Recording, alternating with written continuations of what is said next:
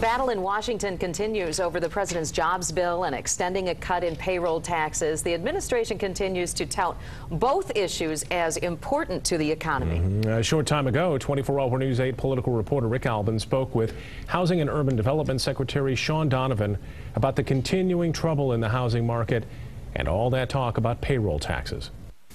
Mr. Secretary, thank you for being with us. The first question I want to talk to you about today is about the housing part of your secretarial duties.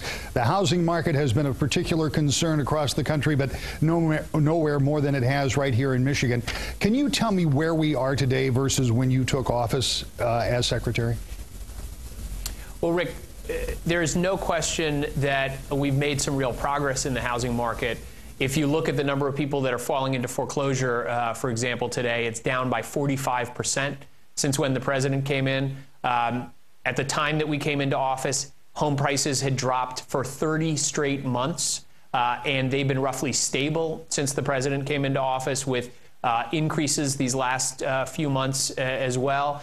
So I think what we would say is we've been able to stabilize the market. However, we all know that we need stronger growth in the housing market, and particularly in Michigan. And that's why the president, as part of the American Jobs Act, called on Congress to invest $15 billion in renovating and rebuilding vacant and foreclosed homes. In Michigan alone, it would create about 13,000 jobs. But the thing about it, it's not just the jobs that are created. Many Michigan families know that if they live in a home that's vacant or foreclosed, their own homes are losing value every day. And so by fixing up those homes, it would also reverse the spiral of decline that's happening in so many neighborhoods in Michigan. So that American Jobs Act, the Project Rebuild, is a critical part of getting the housing market going more quickly.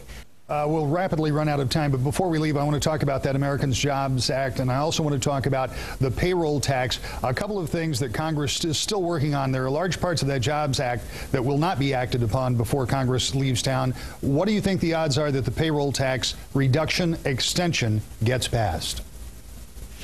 Well, I'll tell you, the president is going to do everything he possibly can to make sure it gets passed. He said he's not leaving town. He's urging Congress not to leave town until it gets done. We have 17 days left. And if we don't act, if Congress doesn't pass a payroll tax cut extension, 160 million Americans would see their taxes go up by an average of $1,000 next year. Just 17 days. So we need to see action on that. Secretary Donovan, we'll have to leave it at that. Thank you very much for your time. Great to be with you.